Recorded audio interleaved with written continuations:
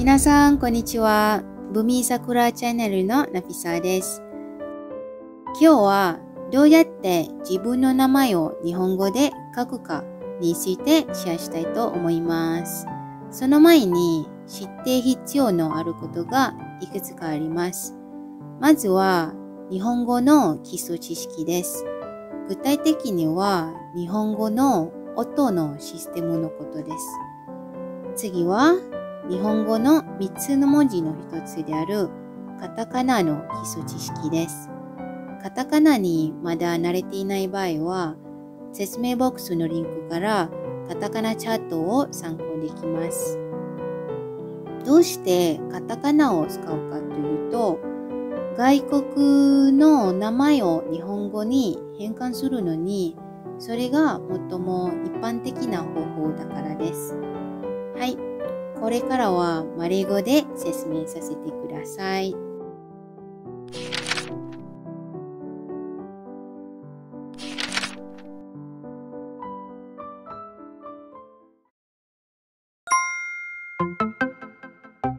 Okey, bahasa Jepun ada 3 jenis tulisan. Hiragana, katakana dan kanji.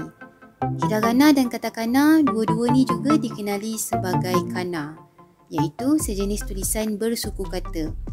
Maksudnya, setiap huruf kana mewakili satu bunyi dalam bahasa Jepun. Berbeza dengan kanji, huruf kana tak ada maksud.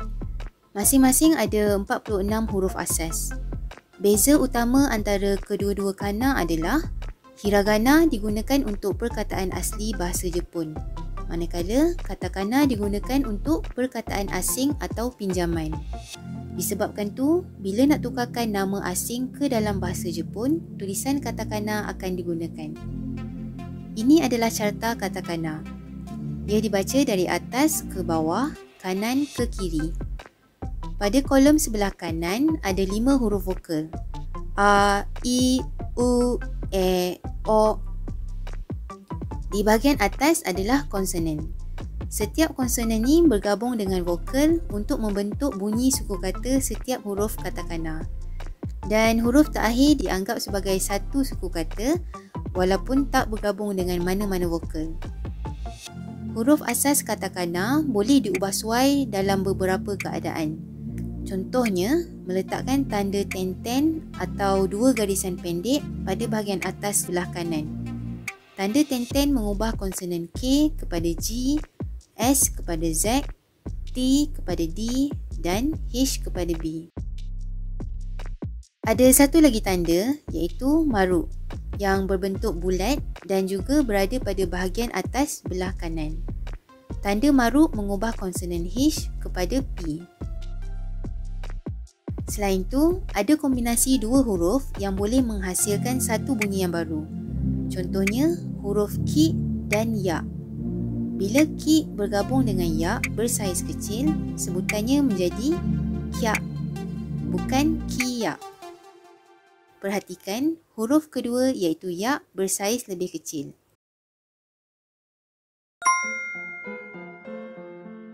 Saya akan kongsi beberapa syarat atau poin penting sebelum anda menulis nama anda dalam bahasa Jepun. Yang pertama, mesti menulis sesuai dengan apa yang diucapkan, bukan apa yang dieja. Contohnya, nama anda adalah Ellie. Nama ni ejaan dia kan E-L-L-I-E, Ellie. Jadi dalam bahasa Jepun, anda tak akan tulis satu-satu, tapi Ellie. Ataupun nama Iris. Ejaannya I-R-I-S, Iris. Bila nak tulis dalam Jepun, kena tukar berdasarkan sebutan Iris.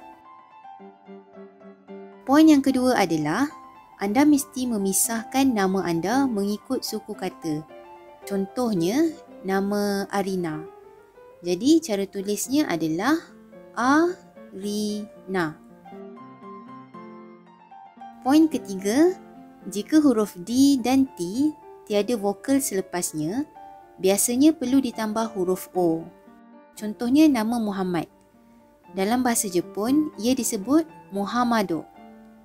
Kalau nama Adni akan disebut Adoni. Fitri akan disebut Fitori. Poin keempat, Huruf konsonan selain D, T dan N perlu ditambah huruf U. Contohnya, nama Nur akan disebut Nurul. Naim akan disebut Naimu. Isma akan disebut Isuma. Dalam bahasa Jepun, tiada bunyi untuk huruf L. Biasanya, huruf L akan digantikan dengan huruf R. Contohnya, kalau nama anda Ali, ia disebut Ari. Kalau nama Lisa, akan disebut Risa. Kalau Jamal, akan disebut Jamaru. Poin ke-6, bunyi V juga tidak wujud dalam bahasa Jepun. Biasanya, V digantikan dengan B. Va, vi, vu, ve, vo akan jadi ba, bi, bu, be, bo. Contohnya perkataan macam vitamin, biorin, barentine. Sebenarnya ada satu lagi huruf katakana yang telah lama dicipta untuk menulis bunyi V, iaitu huruf U yang ditambah tanda tenten. Va, vi, vu, ve, vo. Tapi set katakana ni sangat jarang digunakan sebab lidah orang Jepun masih susah nak sebut bunyi V. Jadi mereka lebih suka gantikan bunyi V dengan bunyi B. Contohnya nama Vivi akan jadi Bibi. Vida akan jadi Bida. Poin ke-7, bunyi Z tidak wujud dalam bahasa Jepun.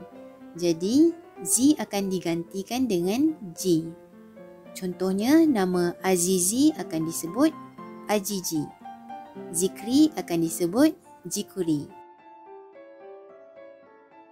Dan poin yang terakhir, kalau nama anda berakhir dengan Hish, Hish tu tidak dibaca dan tidak ditulis. Biasanya ia digantikan dengan tanda sempang yang berfungsi untuk panjangkan bacaan vokal sebelumnya. Contohnya Sarah akan jadi Sarah. Aisyah akan jadi Aisyah. Sebenarnya ada beberapa lagi peraturan lain untuk variasi dan kombinasi huruf katakana. Tapi apa yang saya kongsikan tadi adalah antara yang paling biasa digunakan.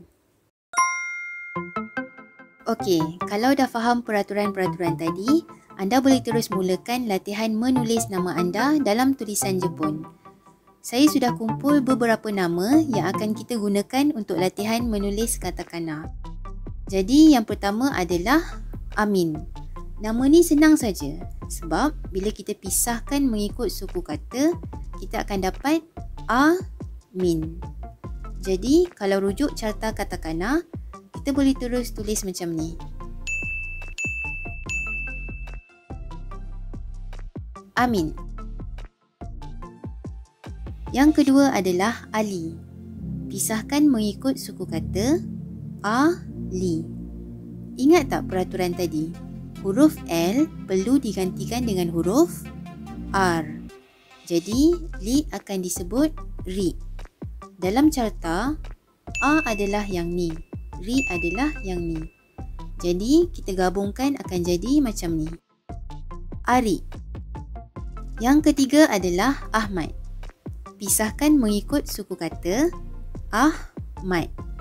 Untuk suku kata pertama, bunyi A boleh guna huruf ni. Huruf H perlu ditambah U menjadi Hu. Huruf yang paling hampir dengan bunyi Hu adalah huruf ni, Hu. Sebutannya antara bunyi Hu dan bunyi Hu. Kemudian untuk Mad, huruf D perlu ditambah O. Jadi kita boleh guna huruf ni dan yang ni. Kalau gabungkan, kita akan dapat Ahumado. Yang keempat adalah Azim. Pisahkan mengikut suku kata A-zim. Untuk A, boleh guna huruf ni. Untuk Zim, kita perlu rujuk peraturan tadi. Ingat tak? Bunyi Z perlu diganti dengan G. Dan huruf M perlu ditambah U. Jadi boleh guna huruf ni dan ni. Kalau gabung semua akan jadi Ajimu. Yang kelima adalah Aisyah. Pisahkan mengikut suku kata I, Syah. Untuk I, boleh guna huruf ni dan huruf ni. Syah adalah gabungan huruf Shi dan Ya bersaiz kecil. Huruf H yang berada di hujung tidak disebut dan dieja. Ia digantikan dengan tanda sempang yang bermaksud bacaan dipanjangkan. Aisyah akan jadi Aisyah. Yang terakhir adalah Fatimah. Pisahkan mengikut suku kata Fatimah. Okey, untuk nama ni anda perlu guna beberapa kombinasi huruf. Bunyi Fa perlu ditulis dengan kombinasi huruf H dan A kecil. Bunyi T pula ditulis dengan huruf T dan I kecil. Huruf Ma boleh guna huruf ni. H di hujung digantikan dengan tanda sempang.